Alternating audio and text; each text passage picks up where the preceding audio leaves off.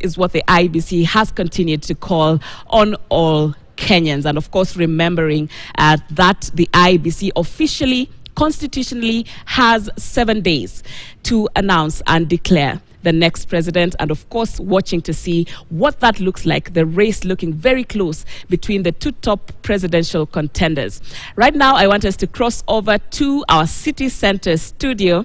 My colleague Fred is on standby to, break down what is happening. A lot of things, the process of transmission. We've seen isolated cases of complaints over the process of ballot boxes, what all this means on the credibility of this election. And I want us now to cross over there to have this conversation. Fred.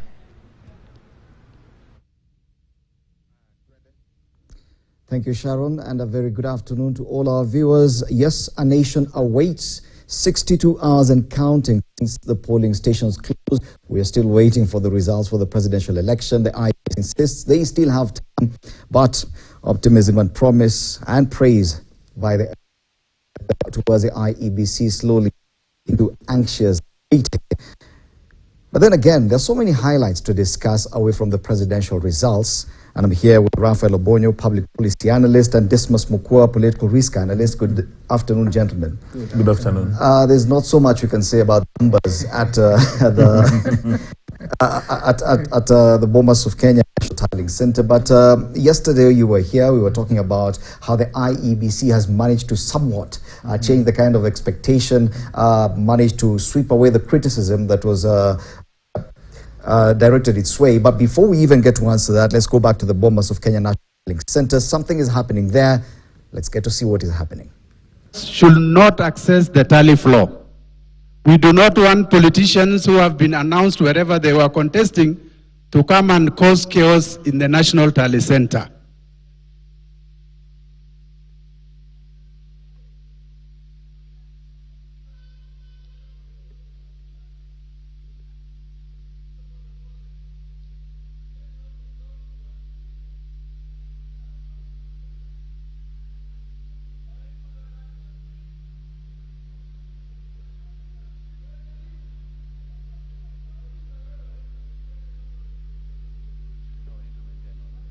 There must be order.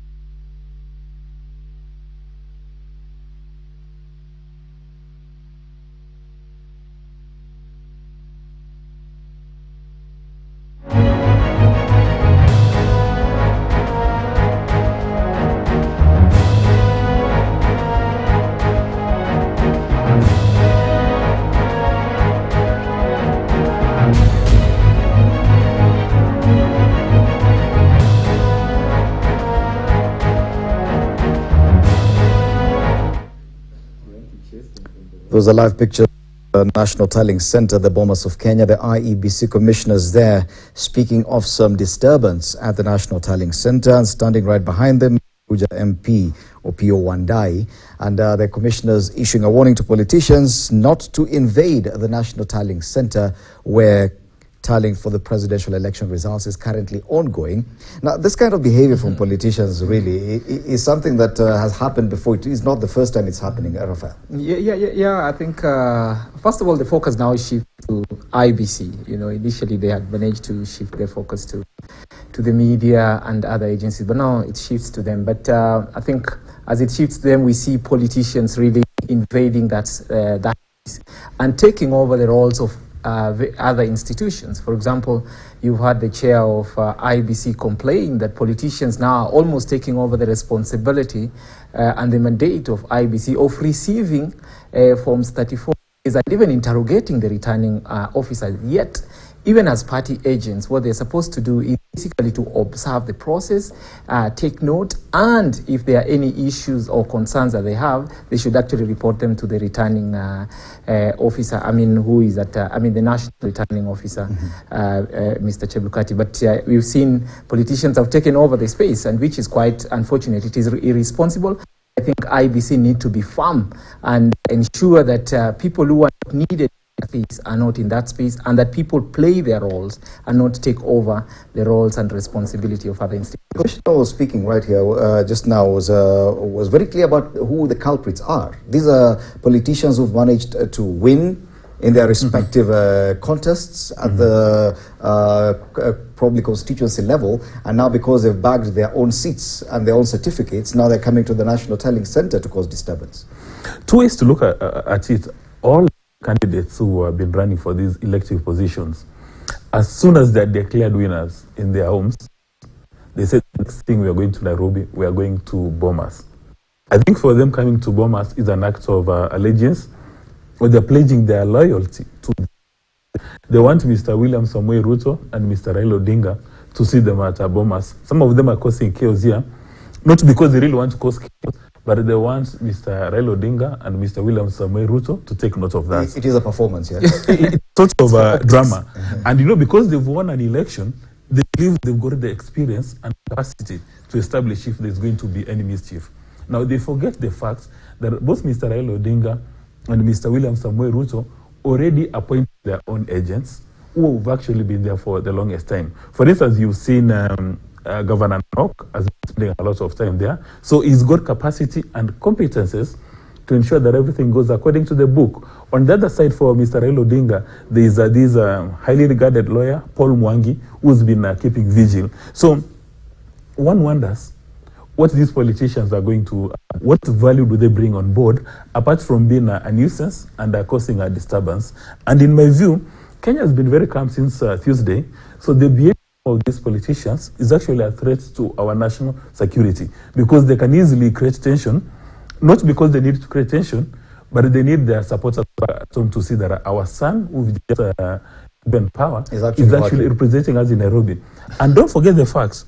In Kenya, campaigns for the next position begin as soon as an announcement has been made. So already a number of these politicians are campaigning for 2027. Yeah, so they've already started aligning their interest for 2027. Curiously, the IEBC chairperson of Olechabu earlier on had hinted, or rather complained and pointed out the fact that even the IEBC's own process of tallying the results had been slowed down significantly, because the agents had turned the process into an almost forensic scrutiny of the forms being delivered there, instead of observing the process. And that is slowing down, because he was even concerned that the IEBC may not be able to meet its deadline, the 7-day deadline that he had talked about earlier. Now, with this kind of disturbance that we're seeing right now, that probably Kenyans will have to wait longer for the presidential results. I think, of course, the law requires the process is completed within 7 days after elections, and so I don't think they have a lot of leeway. I think they have to burn the midnight oil and have the results out latest, I think, by Monday, Tuesday. But I think what the chair was saying, that look, we are trying to move at a certain pace, perhaps fast enough to try and deliver for Kenyans, but with these interruptions, with this intrusion by politicians, we might not be able to deliver on time. And so I think he was just cautioning them, but also asking them to give them space and even guiding them on what they need to do. But unfortunately, most of the politicians who are there are not necessarily party agents. They're just politicians who are there. And part of the problem they're causing is that they are not even observing the process. They are now intimidating the returning officers. They're interrogating the returning officers. They want to take over receipt of Forms 34A. So I think with that, we might be able to get the results in time, and we might end up in a constitutional crisis. But even without that, I think the anxiety in the country, I know many of us have been asking Kenyans to go back to work, get back to normalcy, but it is difficult. Most Kenyans have not been able to do that. Everyone is focusing on IEBC, and they want them to deliver results, not tomorrow, not today, yesterday. And so I think we need to give IEBC space to ensure that they deliver. Curiously, it was only yesterday we were talking about how peaceful the process has been, how various parties and candidates had conducted themselves with decorum, not attacking the IEBC, not interfering with the process. And we were giving actually IEBC credit for a very good process. But all of a sudden today, we are seeing complaints all over in Starehe, at the Bomas of Kenya. No, but we still need to give IEBC credit, because the behavior, the unacceptable behavior by some of these politicians, you cannot blame it on IEBC. because IEBC has given guidelines. IEBC has set up standards. So when you get politicians coming from their various areas to come and cause disturbance, in my view, that is not a blame on IEBC. And Mr. Chebukati and I think that the commissioners, they need to act in a very polite but firm manner and ensure that if these politicians are not acting as observers, if they want to act as investigators, then they must be requested to leave the room. And if it needs that you use the security officers, use the Kenyan police, to politely ask these politicians to take a walk out of the room, let it be so. And I doubt, as Raphael has indicated, I doubt we'll get into a constitutional crisis. Okay, let's go back to Bomas of Kenya and listen to what the commissioner has to say. Ask these politicians. And these boxes here must be taken out of this tally center. And no one, anybody having a bag, security must search those bags. Anybody accessing the tally center with a bag must be thoroughly searched.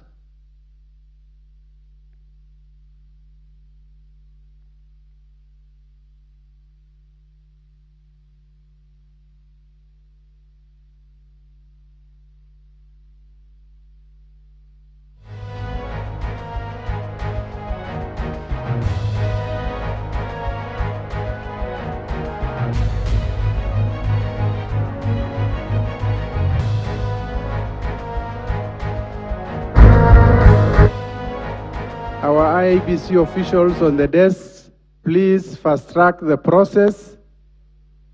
As the chairman said, this is a tally center, it is not an interrogation center.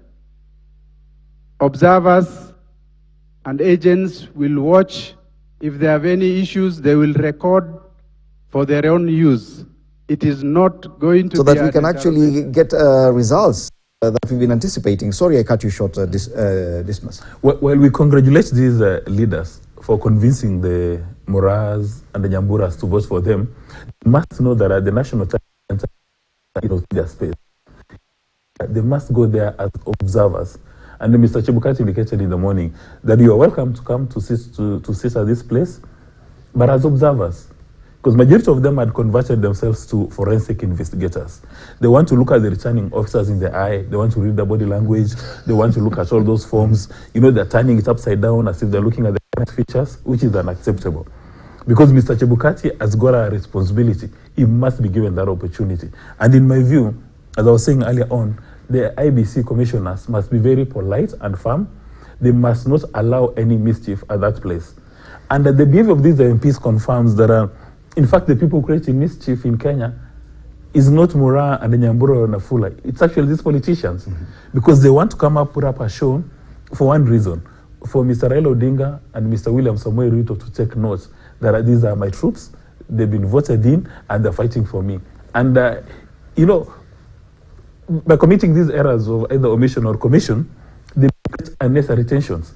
Because for these people, their villagers back in Amososho and in Kenya, they'll say, wait a minute, why is our newly elected being mistreated? There must be a problem. There must be a problem. That could be a reason to go to the streets. Yet the IEBC is caught in between a rock and a hard place because they're really trying to appear transparent, to allow everyone who wants to scrutinize this process a space to do so. So if there was any attempt to lock out these politicians from the National Tallying Center, then there would be a hue and cry that yes, the IEBC is engaging in mischief, yet when you allow them in, it also causes a problem of its own.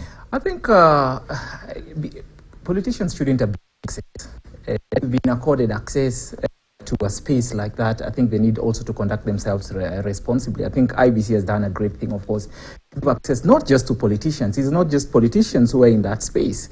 Unfortunately, now they've become the loudest observers, you know. So I think even if they've been given access, they should not abuse it.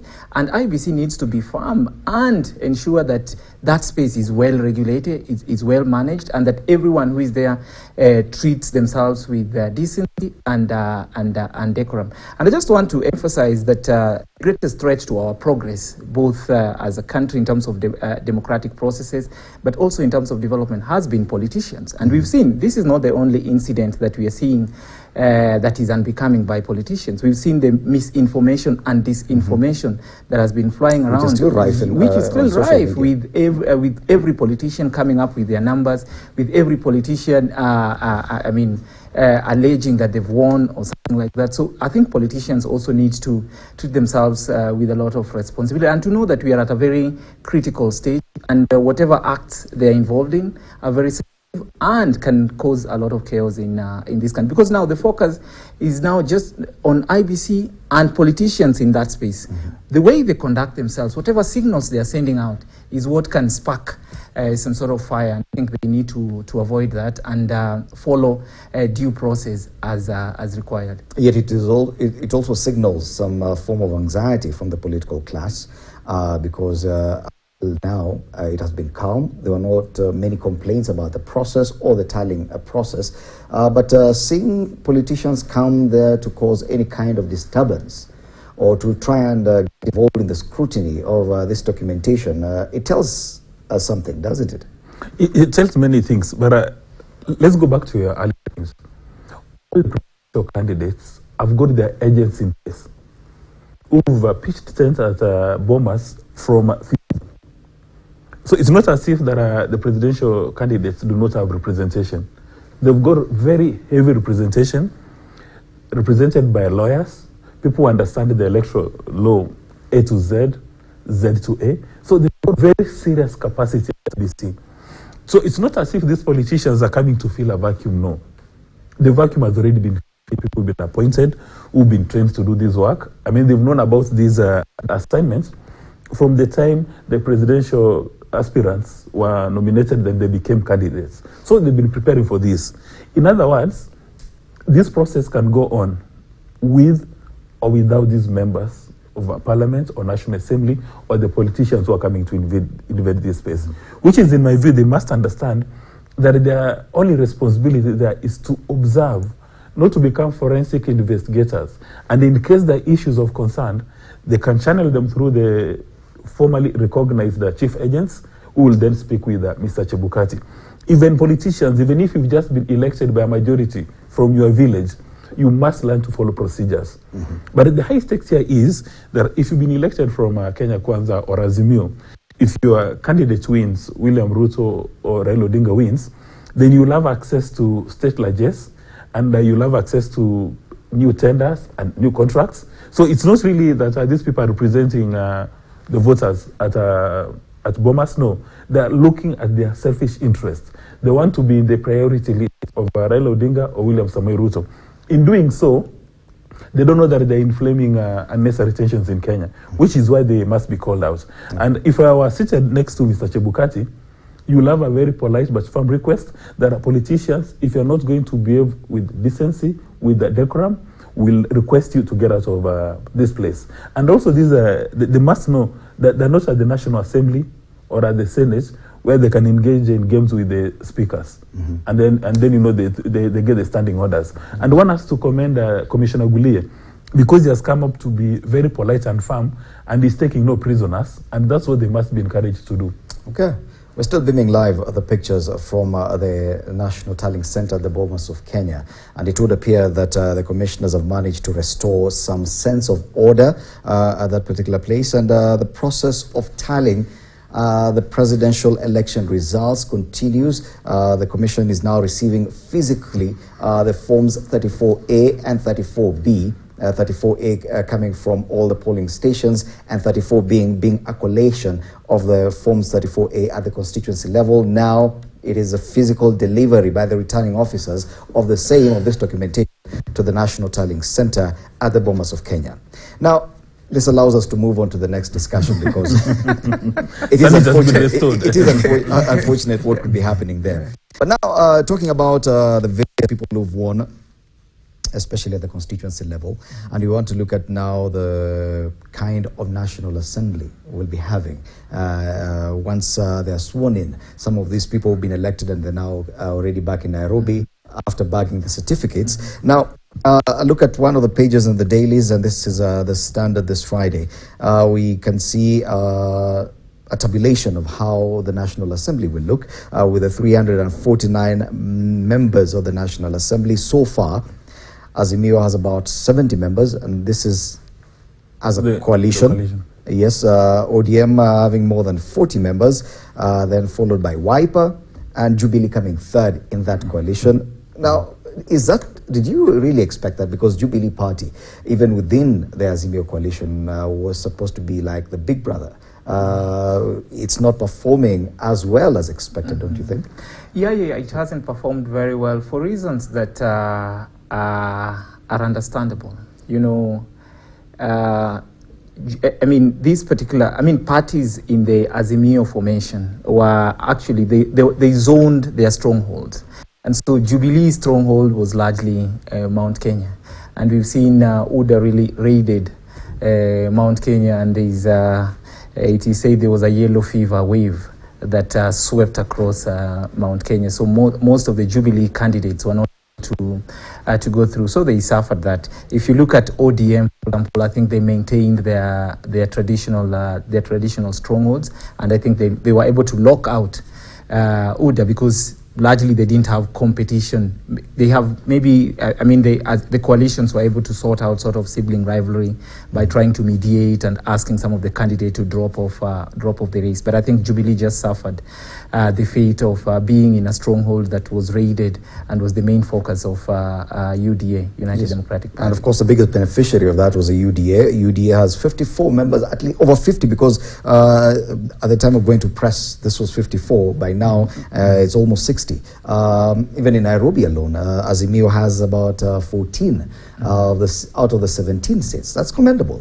Yes. You know, when you look at the Mount Kenya votes, where Kenya Kwanza has gotten majority of their members, actually UDA, you'd ask yourself, why, number one, why did you have a fairly low voter turnout in Mount Kenya? And number two, why did William Samoei Ruto get majority of the seats for Mount Kenya? Because in my view, it's not good UDA, but Dr. William Ruto, because, you know, he spent a lot of time going to Mount Kenya for a long time, and I think he's a beneficiary of resentment against President Kenyatta, because for them they say that while we had our son as the head of state, as the person running the nation, we did not get to enjoy benefits associated with that leadership. And also it confirms that there is no strong Mount Kenya candidate who the race. That the people in Mount Kenya did not pay attention to Mr. Rigathi Gachagua, and they did not pay attention to Martha Karua. If the Martha Karua effect was in fact an effect and had taken place, then you'd probably see more Azimio candidates, maybe not necessarily from ODM, but from Jubilee. So that did not take place. And it may be important for people of Mount Kenya to go back and ask themselves that how come they are very excited with the national elections only when their son or daughter is at the head of the ticket. And if their son or daughter is not at the ticket, or maybe there are running mates, then that interest feels out. You see, Mount Kenya is a key success factor in the Kenyan political space. The voice counts. But I think now the main issue would be looking at the composition, because the third most important person in Kenya is going to be elected as the Speaker of the National Assembly. Again, now we'll begin to see dynamics. Now, there's a gentleman called Moses Wetangula. While he has won his Bungoma senatorial position, he is seated doing press-ups, looking at those numbers keenly, because in the Kenya Kwanza arrangement, understand, is meant to be the Speaker of the National Assembly. So I think he's somewhere, probably the person who is glued to that newspaper more than yourself is Wetangula, seeing how the numbers are trickling in. So he would have to give up his senatorial position for him to become Speaker of the National Assembly? Of course he'd have to do that. So it confirms to you that Mr. Wetangula, Moses Wetangula, is a very intelligent and crafty politician. Because for him, whatever happens right now is a member of the Senate. If Kenya Kwanza gets a majority in the National Assembly, he becomes a Speaker. Now, one scenario is, if Mr. Samoei Ruto doesn't become the President of the Republic of Kenya, when you look at the Kenya Kwanza leadership, then Moses Wetangula would be the most powerful and important person under the Kenya Kwanza arrangement. I think he's got foresight. It's like the proverbial giraffe that President Moi spoke about. Okay. And I'm not sure if that is being a giraffe. I think it's that typical of our politicians, where you want to eat your cake and have it. Yeah, which I think is quite unfortunate, because truly, if in any case, Wetangula shouldn't have been running for the Senate. But he's done that. Be unfortunate? It's in the sense that he wasn't supposed to run for Senate. If he was sure that the side of the coalition was going to win, then he should have focused on the coalition winning and becoming the speaker. But because he was gambling, like all our politicians normally do, they want to gamble. I think that's why he went for Senate, so that he doesn't lose anything. I just have some insurance on the side. Yeah, but I would say that if you look at Bungoma, where Wetangula comes from, and you look at Western Kenya, which was essentially a Raila zone. It was firmly in his matrix. Wetangula and Mudavadi converted it into a battleground that any single vote that Kwanza goes from Western Kenya can be attributed to these two gentlemen. So in my view, if you're a politician, you want to be sure that your future is very solid.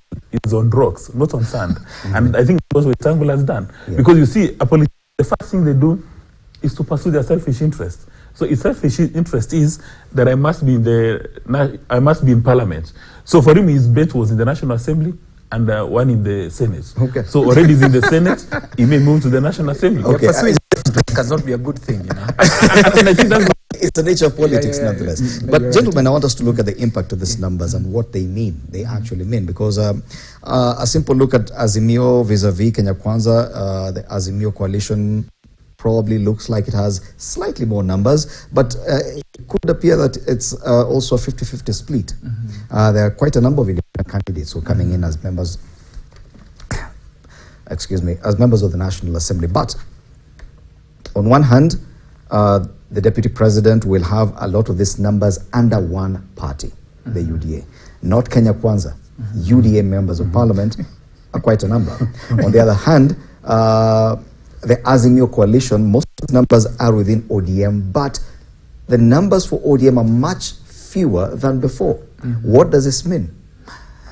First, I think one of the things that the Deputy President was trying to do was build a coalition. I think for him, the coalition was just to get to power. I think what he was trying to do was to build a strong, a political party. I think he wanted a political party that actually is his, not necessarily a coalition. And he's been clear through that. You remember during the election campaigns, part of the fight that they had with parties that were part of Kenya Kwanza was that they were not giving these other small parties space. And it was clear in terms of political strategy that the Deputy President was keen on having his own party, which was UDA. But because perhaps he realized that it was going to be very difficult to sell that party within that time, he had to reach out to people like Mudavadi, who was actually who have had more or less a bloodbath. They've bled seriously because ANC has lost quite a number of seats. Ford Kenya has not gotten seats outside perhaps Bungoma. So I think it's a gain for UDA and for the Deputy President in terms of UDA. In terms of ODM and of course Azimio, first of all, I think we've gotten quite a number of seats because of the negotiations that they had, and this thing of focusing on various strongholds. Lost quite a number of ODM has lost quite a number of seats, and that means now that Raila Odinga, if he becomes president, he'll have to rely on Azimio and not necessarily ODM, while the Deputy President can rely on UDA and build coalition. There's a risk to that because we've seen the history of coalitions in Kenya. Most of them, even still during their tenure in Parliament, there's a lot of disintegration. We've seen what happened to CORD, we've seen what happened to NASA. They do not last, they rarely last to the end of their term. And individual parties end up having their own individual parliamentary group meetings or pursuing their individual political party issues or policies. Even in as far as the division of what do you call them, parliamentary committee positions. Do you think that probably this was a big gamble on the part of Odinga, whether or not he wins the presidential race? That was a huge gamble because he's been told at some stage that you're going to have Azimio La Umoja, One Kenya Alliance, and that means you have to give up something and you have to declare whether you want to become president or you want your party to have a majority. As a result, we had many parties forming under One Kenya Alliance. You had DAP. I think there are about 26 parties, and all of them said that Mr. Raila Odinga, we are going to support your presidential interests, but for other elective positions, give us our right of way. Now, the challenge is going to be, assuming that Raila Odinga becomes the president of the Republic of Kenya, and he does not control the National Assembly, he doesn't control the Senate, and then the people from Kenya Kwanza decide to remain loyal to William Samoei Ruto, then Raila Odinga will have a challenge executing his agenda. For instance, he said that he'll be giving everybody, I mean, people who are marginalized and disadvantaged, 6,000 per month. That will not become a reality if he does not control the National Assembly and he doesn't control the Senate. Because you need to pass an act of parliament, maybe the finance bill. So if he doesn't control that one, then it doesn't work. However, we know members of the National Assembly, it's very easy to compromise them. One of the members of the National Assembly has said that wherever there's serious business, people go to the bathroom and khaki envelope with 10,000 performs miracles. So it means that if Raila Odinga wants to use khaki envelopes to perform miracles, then he'll pass his legislative agenda. Now, if say Ruto becomes the president and he controls the two houses, then he'll be able to implement his bottom-up economics with ease. It will be a walk in the park. The challenge would be, what is the composition of Kenya Kwanza? What is the composition of Azimio? How many people do you have as independents? And if you are within Kenya Kwanza, will you remain loyal to Ruto, whether or not he's in power? If you are in Azimio, will you remain loyal to Raila, whether or not he's in power? And if you are an independent, how can you move? And again, something else. Members of the National Assembly and the Senate have seemed to be moving positions, and it's practically impossible to kick them out of parliament. You remember the case of Honorable George Osotsi, disciplining them, or even especially if they belong to a different party. They belong to a different party. There's nothing really you can do. You will start a process, and by the time you're done with it, it will be 5 years. There'll be court injunctions, there'll be court orders, all these kind of things. So I think whoever wins will need to persuade the other parties. And you remember the case of Mr. Ken Marende when he was being elected as a speaker. One vote alone became a turning point. So you really have to persuade. And I think now Kenya, assuming those numbers hold and maybe Azimio has got majority in the National Assembly, will see a replica of the US situation. Okay. Maybe the president is a Democrat, Congress is a Democrat, but Senate is Republicans. And before you take a decision, you have to have a conversation, which may be a very good thing for Kenya, so that we don't have maybe a president who is overbearing. He knows before you take a decision, you must have a round-table conversation. Now, away from the coalitions, if we were to look at individual parties, and what is the risk of having, not necessarily a risk probably, having one singular party under the control of William Ruto, whether or not he becomes president? He could become president and still have a control of parliament using his party alone, UDA, and not necessarily relying on the fringe parties within Kenya Kwanza, because it would appear, as things are going, that UDA will be the strongest singular party in the National Assembly and possibly the Senate. We still do not know. But I think is it possible to use or misuse that number? I mean, definitely. I mean, and this is not something that you're even speculating. This is something we've seen in the past, for example, where some very bad laws were passed simply because people had a majority, you know. And you ask some of those members of those parties that were pushing some of the bills, and they could not explain why they were doing that. It's the party position. And you see, while it is good in terms of pushing through some progressive legislation, it can also be quite detrimental, because people, I mean, we are in a democracy, and majority, of course, with the guidance of the rules of parliament, can push through whatever they want. And so it's very, very dangerous if we have a party that is not sensible. Hold that thought. We'll come back to this discussion. We want to get an update from the Bomas of Kenya, the National Tallying Center. Our reporter, David Mudhoka, is on standby. David, what do you have for us?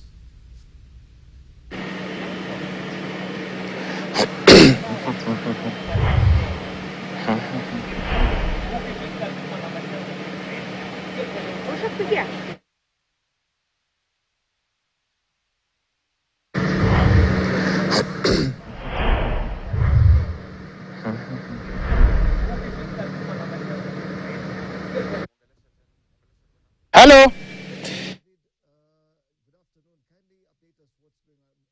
Of Kenya.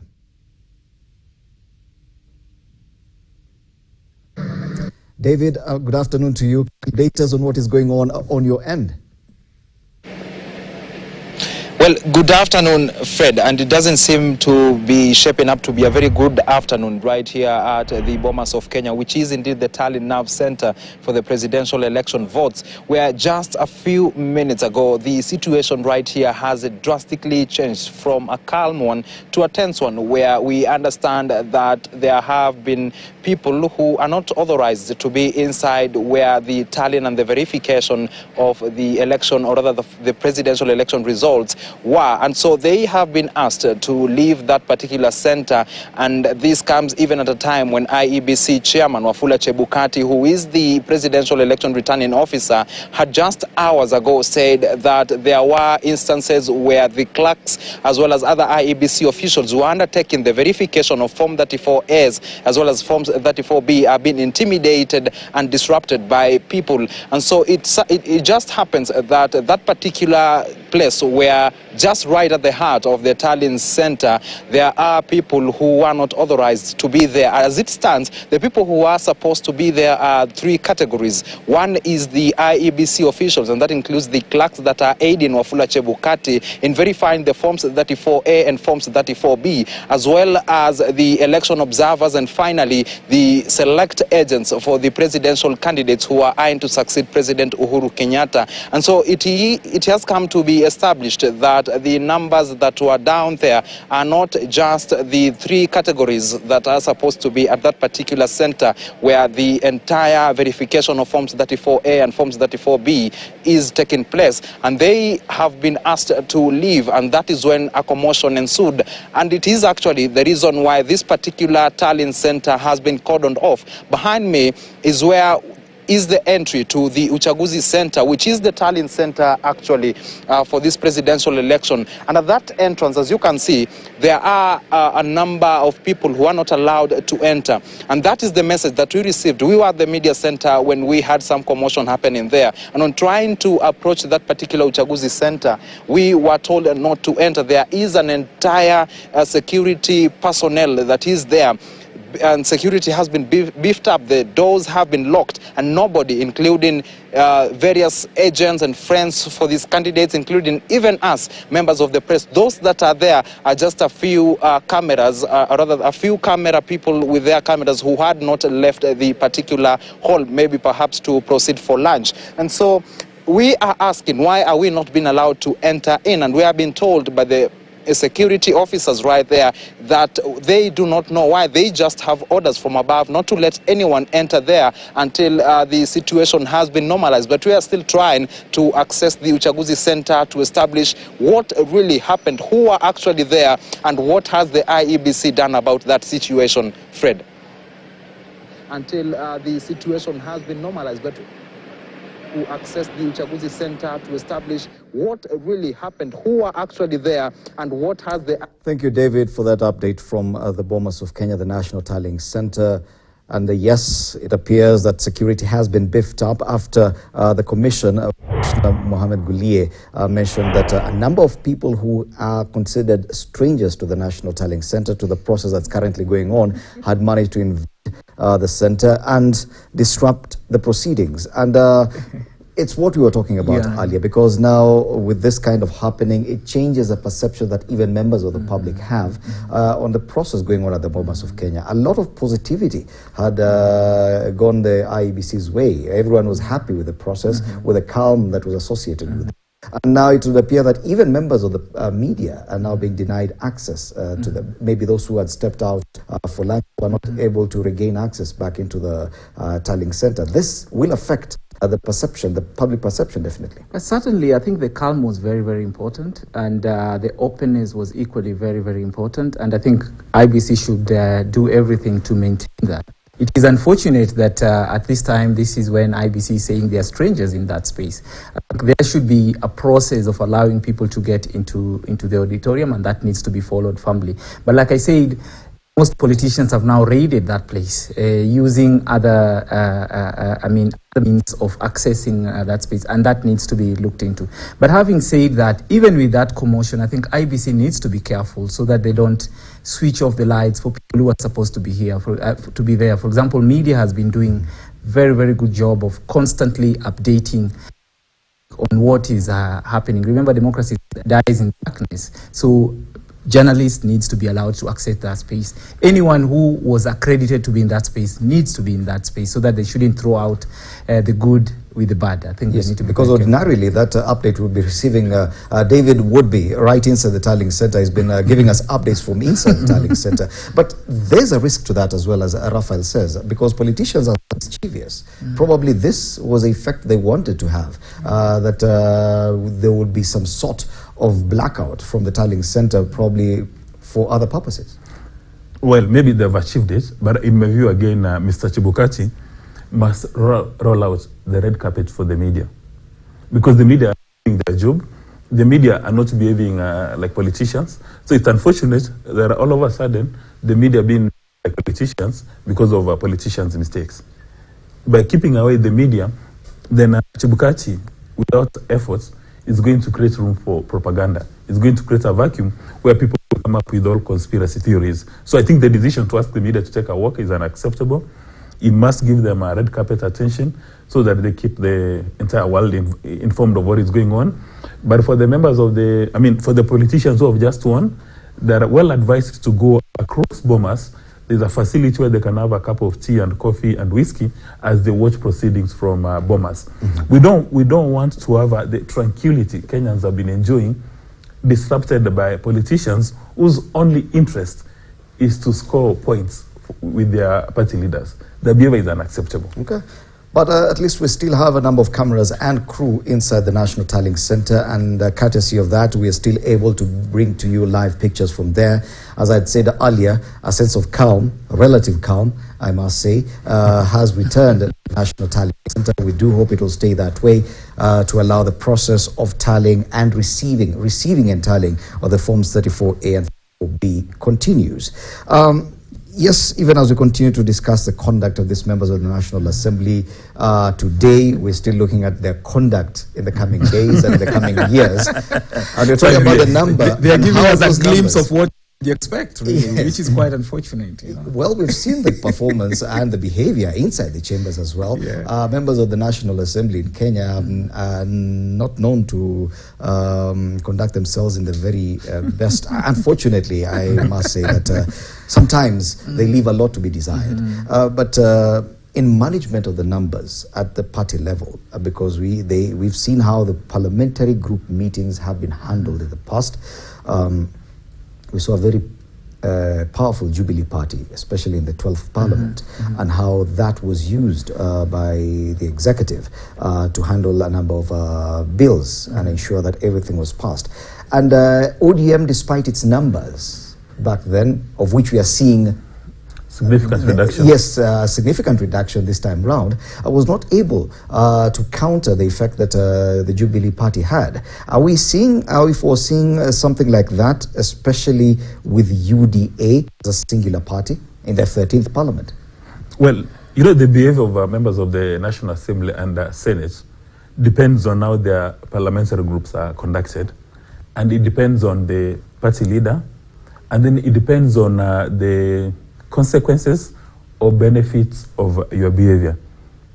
Right now, it would seem that anybody who is a member of UDA, if you start playing politics which is not aligned with the William Samoei Ruto, you're going to suffer in the next election. Because, you know, he went back to his village and he said, I don't want 6-piece voting. Anybody who was running on an independent ticket, like a fine gentleman like Dr. Mishra, he got a beating. So people will know that if you are a member of UDA and you don't dance to the tunes of the party leader, you go against what the parliamentary group meeting has agreed on, it's only a matter of time before you leave the National Assembly or before you leave the Senate. The same thing has happened with Wiper. Majority of the people who have won elective seats in Kampaland, all of them are Wiper. Because I think Kalonzo went and took a decision and said that you may be a very good candidate, like Dr. Patrick Musimba in Makweni, but if you're not a member of my political party, there's no business. But for Jubilee, I think they knew that even if you disobey President Kenyatta, the worst which will happen is to go through the disciplinary process. You'll be expelled from the party, but you will not be expelled from the house. You can go to the court and you get all these orders, like the case for Mwaura is. Now, the question we must keep on asking ourselves then, if Raila's got a very strong control of ODM, and Kalonzo over Wiper, and Ruto over UDA, Musalia over ANC, and Wetangula over Ford Kenya, that strong control, is it aligned to our national and public interest, or do they use the control to serve their selfish interest? That would be the question. And one hopes that these party leaders will always be guided by our national and public interest, that they will not use that control, say, to disrupt the National Assembly and Senate, not because it's bad business, but because they are flexing their muscles. Okay, and we saw what happened to Jubilee Party, the strongest party in the National Assembly, in the 12th Parliament.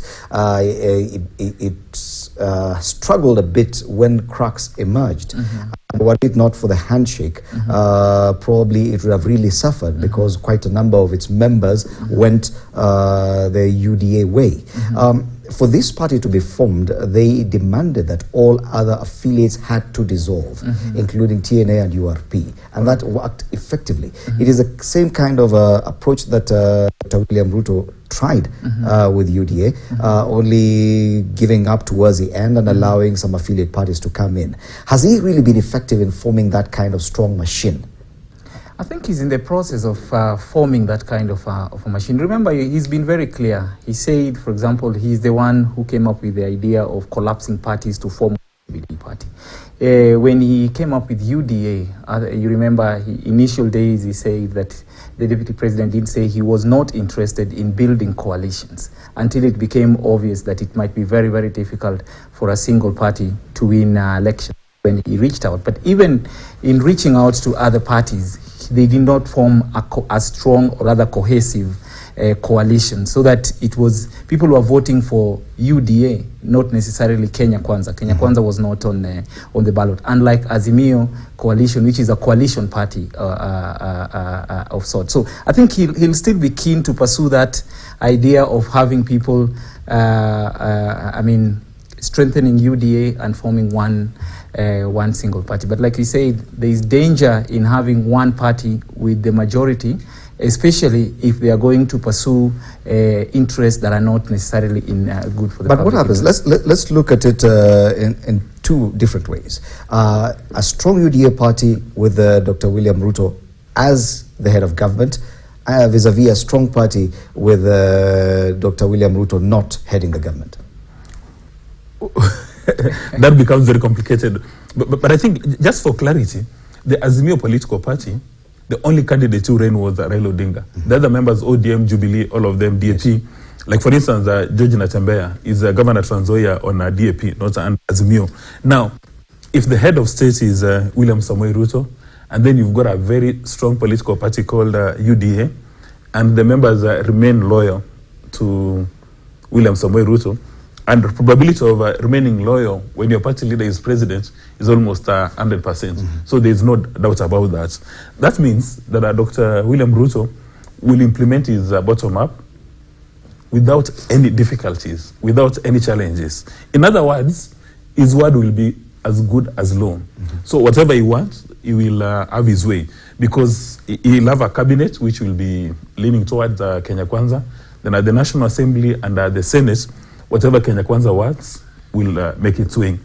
That is a politician's dream, that you control the State House, you control the National Assembly, and you control the Senate. The way it happens in the US, that when Democrats control the White House, the Congress, and the Senate, then it becomes a walk in the park.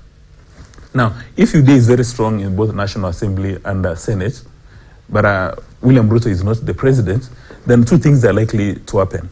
Either you'll have another handshake, or for the next 5 years, nothing will happen in that National Assembly. Nothing will happen in the Senate.